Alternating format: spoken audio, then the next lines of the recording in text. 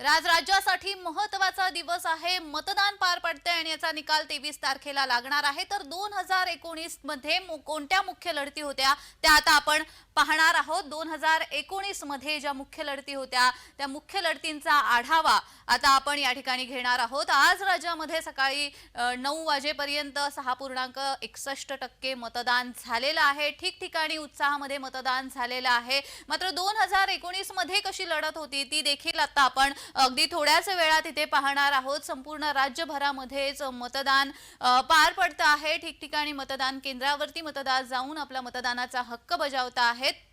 मात्र तत्पूर्वी 2019 मध्ये ही लढत कशी होती त्याचा एक आढावा आता आपण घेतोय.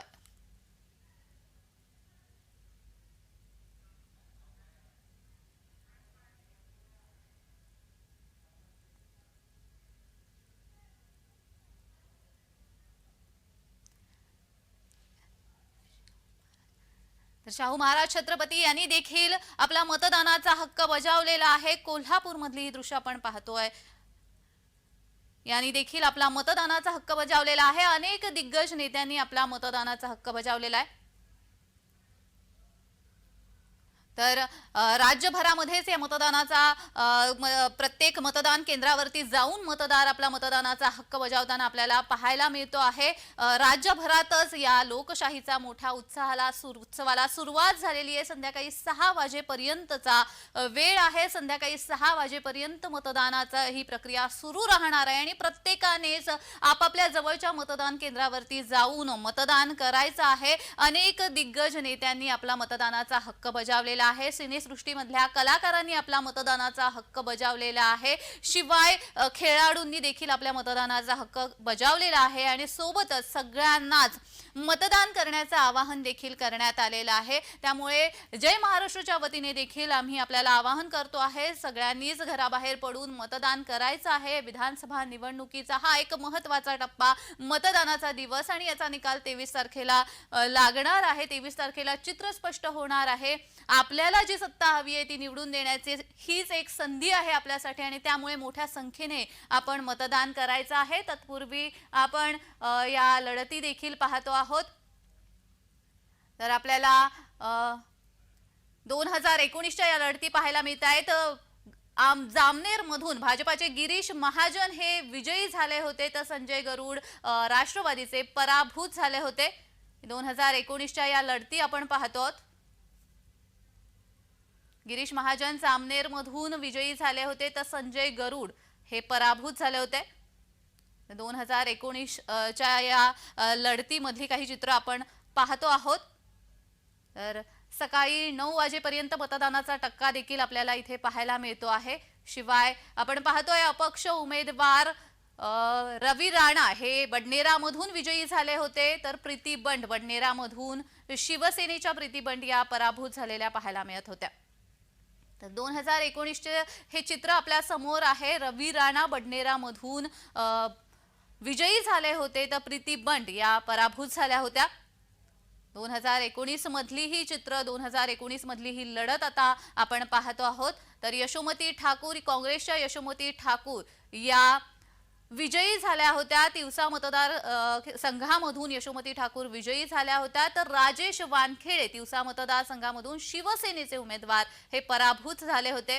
यशोमती ठाकूर विरुद्ध ही लढत होती मात्र ते पराभूत झाले होते. यशोमती ठाकूर हे तिवसा मतदारसंघामधून विजयी झाल्या होत्या. 2019च्या या लढती आपण पाहतो आहोत. तर आपण पाहतोय बच्चू कडू 2019 मध्ये बच्चू कडू हे विजयी झाले होते.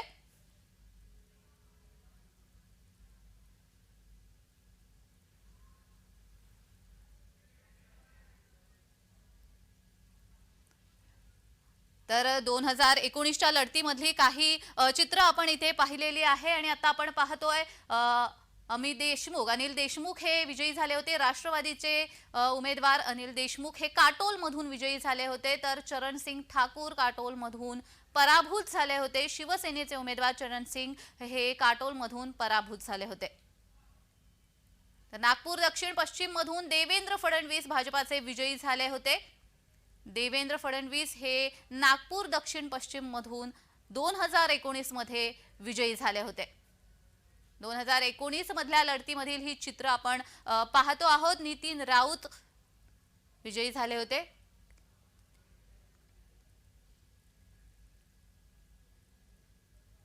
तर आता सर्वच राजकीय नेते हे आपला मतदानाचा हक्क बजावताना दिसत आहेत. आपल्याला मुख्यमंत्री एकनाथ शिंदे हे देखील आपला मतदानाचा हक्क बजावण्यासाठी निघालेले आहेत. मुख्यमंत्री एकनाथ शिंदे हे आपला मतदानाचा हक्क बजावण्यासाठी निघालेले आपल्याला पाहायला मिळतात. ही ताजी दृश्य आपण पाहतोय. मुख्यमंत्री एकनाथ शिंदे हे देखील आपला मतदानाचा हक्क बजावण्यासाठी निघालेले आहेत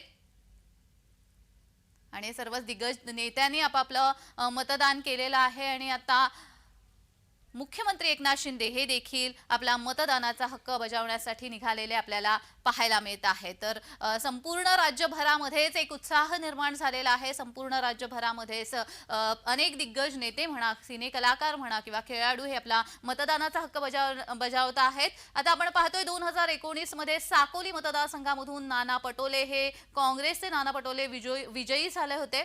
साकोली मतदारसंघामधून नाना पटोले विजयी झाले होते. 2019 मधील ही लढत आपण पाहतो आहोत. साकोली मतदारसंघामधून नाना पटोले विजयी झाले होते. तर 2019 मधल्या लढतीची ही काही चित्र आपल्या समोर येत आहेत. तर धर्मराव बाबा अत्राम अहेरी मधून राष्ट्रवादीचे उमेदवार हे विजयी झाले होते. अमरीशराव अत्राम यांना त्यांनी पराभूत केलं होतं. भाजपाच्या अमरीशराव अत्राम यांना पराभूत करून धर्मराव बाबा अत्राम विजयी झाले होते. तर चंद्रपूर मधून किशोर जोरगेवार अपक्ष होते, ते विजयी झाले होते. किशोर जोरगेवार हे चंद्रपूर मध्ये अपक्ष म्हणून विजयी झाले होते. तर चंद्रपूर मधील देखील 2019 ची चित्र आता आपण नुकतीच पाहिलेली आहे स्क्रीनवर. पुढे सुधीर मुनगंटीवार हे देखील भाजपाचे सुधीर मुनगंटीवार बल्लारपूर मधून विजयी झाले होते. तर विश्वास झाडे हे पराभूत झाले होते.